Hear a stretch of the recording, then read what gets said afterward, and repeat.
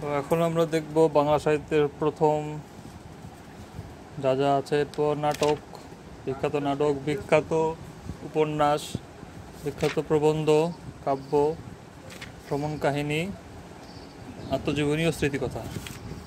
তো দেখা যাক।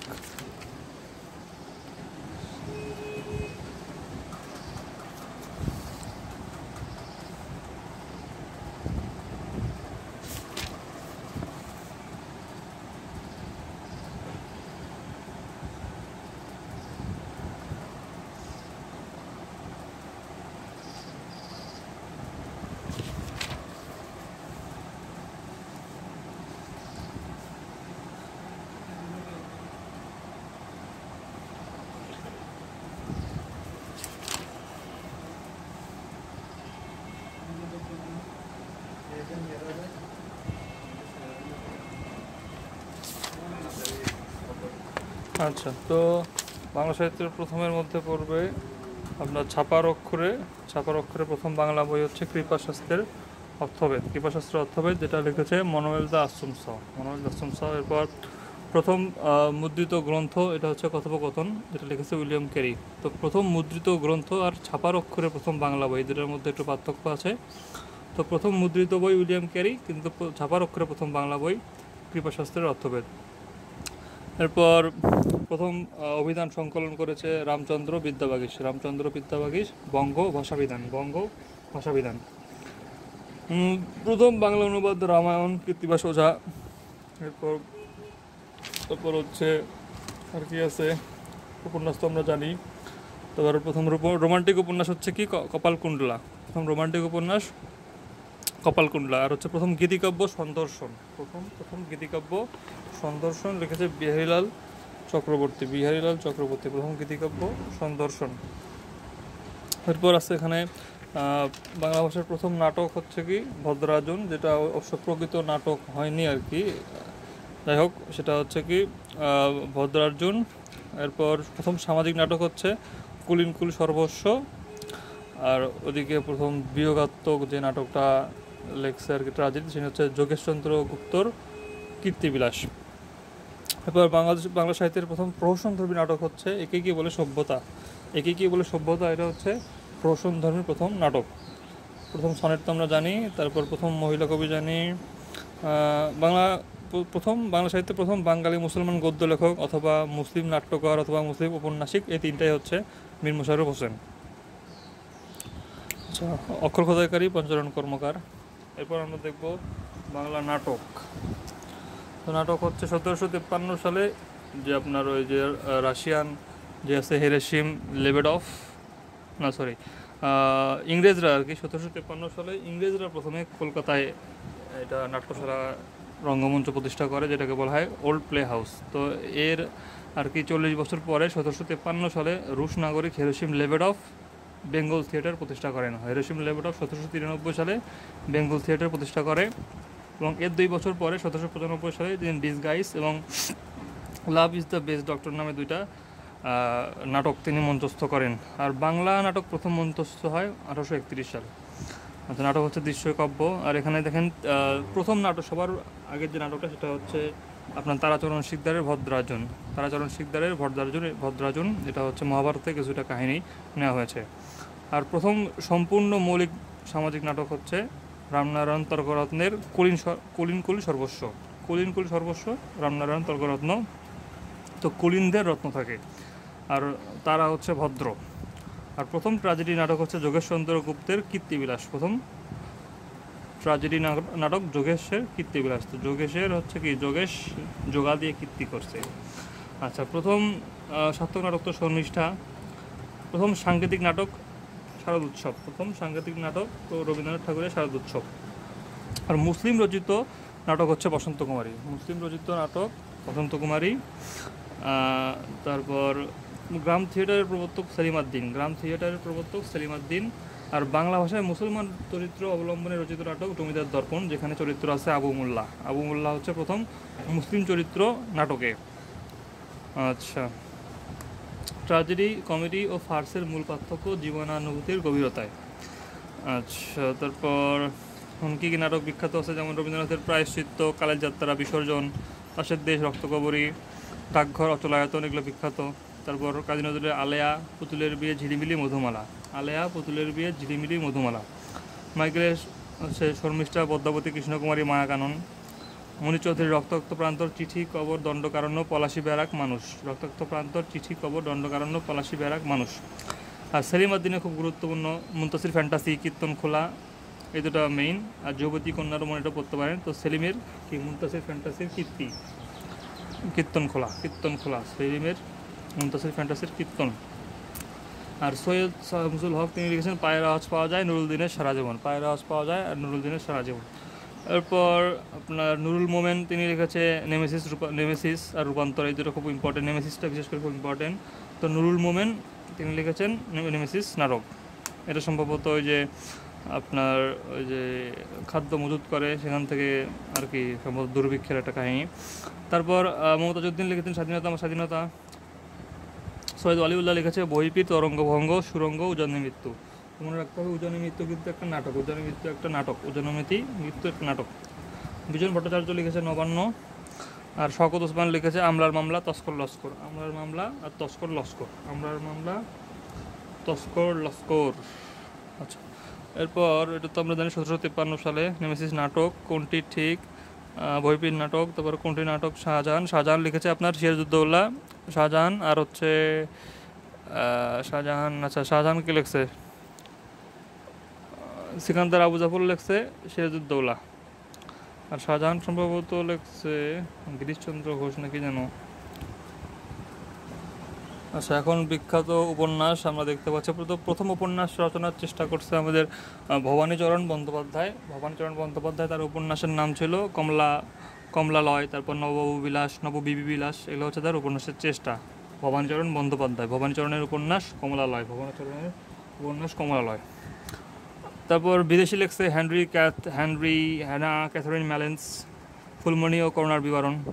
তারপর আলালের ঘরের দুলাল 1857 সালে প্রথম উপন্যাসে আর কি মূলত ধরা হয় আর কি, আলালি ভাষায় রচিত। দুর্গেশনন্দিনী তো প্রথম। তারপর দ্বীপ নির্বাণ হচ্ছে স্বর্ণকুমারী দেবী, যিনি প্রথম মহিলা উপন্যাসিক, তিনি লিখছে এটা দ্বীপ নির্বাণ উপন্যাস। রত্নবতী হচ্ছে মীর মুশাররফের প্রথম বাঙালি রচিত মানে মুসলমান রচিত উপন্যাস। আর প্রথম মুসলিম নারী ও ঔপন্যাসিক হচ্ছে নবাব ফয়জুন্নেসা চৌধুরানী। তার আত্মজীবনীমূলক উপন্যাসের নাম রূপজালাল। আচ্ছা, তারপর বঙ্কিমচন্দ্র তো লিখছে আনন্দমঠ, এগুলো তো লিখছে রাজারানী, এগুলার না বলি। তারপর আচ্ছা, বিভূতির হচ্ছে কি অশনি সংকেত, দৃষ্টির প্রদীপ, দেবযান। অশনি সংকেত, দৃষ্টিপ্রদীপ আর দেবযান, আদর্শ হিন্দু হোটেল, এগুলো হচ্ছে বিখ্যাত। অশনি সংকেত, দৃষ্টিপ্রদীপ, হিন্দু হোটেল। আচ্ছা, তারা শঙ্কর বন্দ্যোপাধ্যায় লিখছে একটি কালমের উপকথা, হাসুলি বাঁকের উপকথা, অরণ্যবর্ণী, চৈতালি ঘূর্ণি। আচ্ছা, মানিক বন্দ্যোপাধ্যায় লিখছে অহিংসা, দিবারাত্রির কাব্য আর পুতুল নাচের ইতিকথা। ইতিকথা। শওকত ওসমান লিখছে কৃতদাসের হাসি, বনি আদম। আর চৌরসন্ধি, এগুলো লিখছে কৃতদাসের হাসি, বনি আদম, চৌরসন্ধি।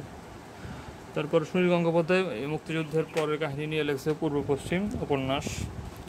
আবার কাজী ইমদাদুল হক, যিনি কালো ঘোড়া লিখছিল, কালো ঘোড়া নাকি ওটা। তারপর হচ্ছে তার উপন্যাস হচ্ছে আবদুল্লাহ। এখানে কুসংস্কারচ্ছন্ন মুসলিম মধ্যবিত্ত পরিবারের অবস্থা দেখানো হয়েছে। আর ওইদিকে আমরা পড়ছিলাম আবু জাফর শামসুদ্দিন, তিনি লিখছে ভাওয়ালগড়ের উপাখ্যান, তার ত্রয়ী আর কি উপন্যাস, পদ্মা, মেঘনা, যমুনা আর শঙ্কর সংকীর্তন, এগুলো হচ্ছে দেশভাগের উপন্যাস। তো তার সাথে নামে মিল আছে। এদিকে শামসুদ্দিন আবুল কালাম, তিনি লিখছে আলমনগরের উপকথা আর কাশবনের কন্যা। এরপর আরও উপন্যাস আছে দেখেন, আবু জাফর শামসুদ্দিন, এটা একটু দেখলাম আমরা। মাহমুদুল হকের কালো বরফ, দেশভাগ। আর আরেকটা লেখছিল সেটা কি আর জীবন আমার বোন, এটা হচ্ছে মুক্তিযুদ্ধ ভিত্তিক। এরপর অদ্বৈত মল্লবর্মন, তিনি লিখেছেন তিতাস একটি নদীর নাম। হুমায়ুন কবির লিখেছে নদী ও নারী। তো সৈয়দ মুস্তফা সিরাজ, তিনি লিখেছেন অলিক মানুষ।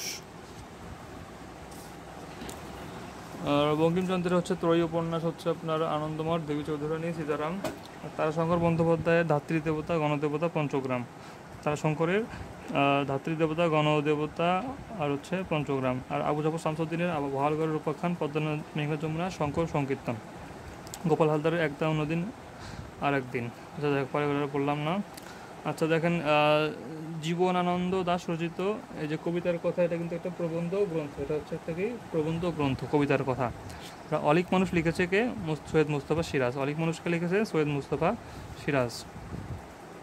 আচ্ছা, আবদুল্লাহ কাকে লিখছে? কাজী ইমদাদুল হক। আবদুল্লাহকে লিখছে কাজী ইমদাদুল হক। কাজবনে কন্যা ওই যে শামসুদ্দিন আবুল কালাম।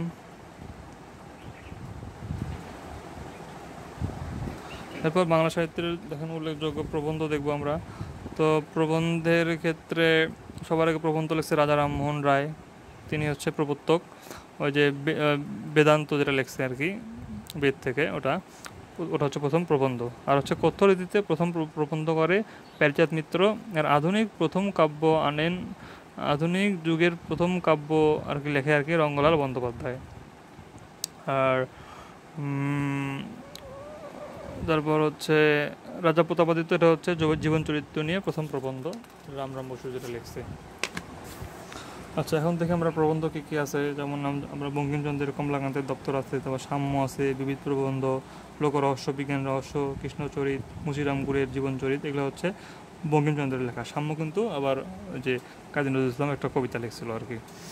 তো কমলাকান্তের দপ্তর, বিবিধ প্রবন্ধ, লোকরহস্য, বিজ্ঞান রহস্য, এগুলো। আচ্ছা, আর নজরুলের হচ্ছে তুর্কি মহিলার ঘোমটা খোলা, যুগবাণী, রুদ্রমঙ্গল, 2 দিনের যাত্রী, রাজবন্দী, জবানবন্দি। তুর্কি মহিলার ঘোমটা খোলা, যুগবাণী, রুদ্রমঙ্গল, 2 দিনের যাত্রী, রাজবন্দী, জবানবন্দি। আর রবীন্দ্রনাথ ঠাকুর বিবিধ প্রসঙ্গ, এটা কিন্তু আবার বিবিধ প্রসঙ্গ কিন্তু আবার ইয়াও লেখছে, কী বলে ওই যে আপনার বিবিধ প্রসঙ্গ না, বিবিধ প্রবন্ধ লেখছে হচ্ছে আপনার বঙ্কিমচন্দ্র লিখছিল। তারপর সাহিত্য, তারপর কালান্তর, এটা খুব ইম্পর্টেন্ট। কালান্তর, মানুষের ধর্ম, সভ্যতার সংকট। কালান্তর, মানুষের ধর্ম, সভ্যতার সংকট, বিবিধ প্রসঙ্গ, এগুলো হচ্ছে রবীন্দ্রনাথের। আর বদরুদ্দিন ওমর লিখছে সংস্কৃতির সংকট। তো এই সভ্যতা সংস্কৃতি নিয়ে কয়েকটা বলি, যে হচ্ছে সভ্যতার সংকট লিখছে রবীন্দ্র, আর বদরুদ্দিন ওমর লিখছে সংস্কৃতির সংকট।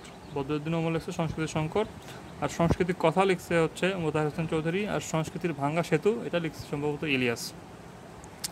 আচ্ছা, তাহলে বদরুদ্দিন ওমরে আর কী লিখছে? তিনি সাংস্কৃতিক সাম্প্রদায়িকতা লিখছেন।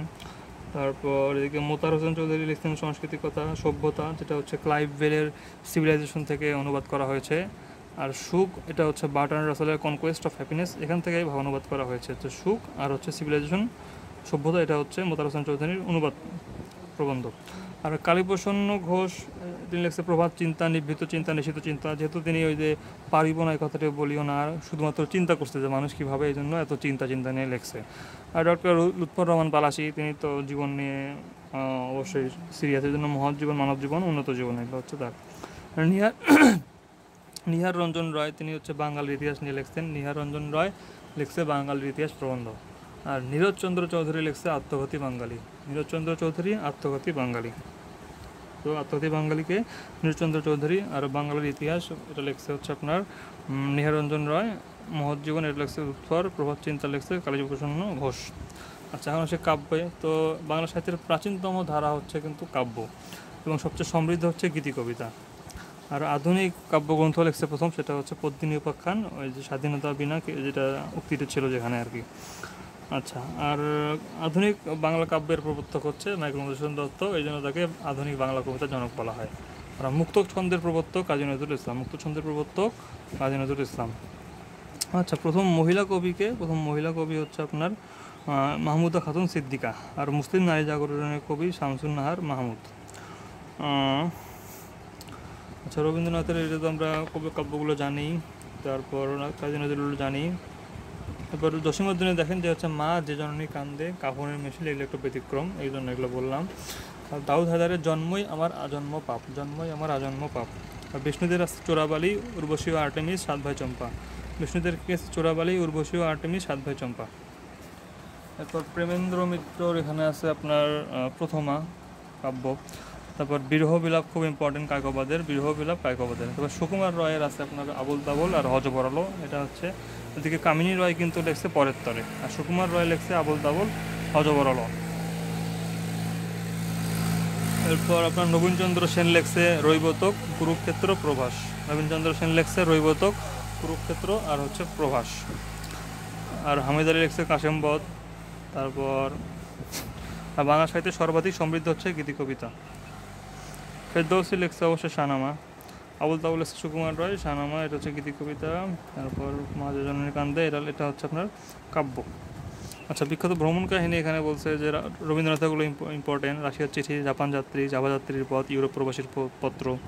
তারপর সৈয়দ মুস্তাফা আলীটা খুব ইম্পর্টেন্ট, দেশ বিদেশে। সৈয়দ মুস্তাফা আলী কিন্তু ছদ্মনাম কি মুসাফির, আর হচ্ছে মুসাফির আর হচ্ছে সত্যবীর। আচ্ছা, আর জসীমউদ্দিনের আপনার চলে মুসাফির। তারপর হলদেপুরীর দেশে, যে দেশে মানুষ বড়। তারপর এখানে আছে অন্নদা শঙ্করের একটা ইম্পর্টেন্ট আছে, যেটা পথে প্রবাসে বলা হয়। তারপর মোহাম্মদ আব্দুল হাই, যেটাকে হচ্ছে বিলেতে 750 দিন গ্রন্থের নাম। আচ্ছা, এরপর আত্মজীবনী ও স্মৃতিকথা। এখানে রবীন্দ্রনাথেরগুলো খুব ইম্পর্টেন্ট। এটা আমার ছেলেবেলা, জীবন স্মৃতি, আত্মপরিচয়। তো রবীন্দ্রনাথের জীবন স্মৃতি কি? জীবন স্মৃতি হচ্ছে আত্মপরিচয় আর তার ছেলেবেলা। মীর মুশাররফ হোসেনের আমার জীবনী, বিবি কুলসুম আর উদাসীন পথিকের মনের কথা, এটা হচ্ছে তার আত্মজীবনী। আচ্ছা, তারপরে দেখে ইয়াকুব আলী চৌধুরী লিখেছে মানব মুকুট, হজরত মোহাম্মদ সাল্লাল্লাহু আলাইহি সাল্লামকে নিয়ে ইয়াকুব আলী চৌধুরী লিখেছেন মানব মুকুট। আর মাওলানা মোহাম্মদ আকরাম খাঁ, তিনি লিখেছে মোস্তফা চরিত। তারপর কাজী নজরুল ইসলাম আর মোহাম্মদ ওয়াজেদ আলী লিখেছে মরুভাস্কর। তাহলে এগুলো মনে রাখার জন্য কীভাবে মনে রাখবো? মাম্য কোলে। তাহলে এখন মাতে হচ্ছে মানব মুকুট লিখেছে হচ্ছে ইয়াকুব আলী চৌধুরী, আর মতে হচ্ছে মরুভাস্কর লিখেছে কাজী নজরুল ইসলাম, মোহাম্মদ ওয়াজেদ আলী। আর দিকে মোস্তফা চরিত, এটা হচ্ছে শ্রেষ্ঠ জীবন চরিত রাসূল সাল্লাল্লাহু আলাইহি সাল্লামের জীবনী নিয়ে, এটা লিখছে মাওলানা মোহাম্মদ আকরাম খাঁ। তো এগুলোই আর কি। ইয়াকুব আলী লিখছে মানব মুকুট, এটা হচ্ছে জীবনী গ্রন্থ মরুভাস্কর। মোস্তফা চরিত লিখছে মাওলানা আকরাম খাঁ।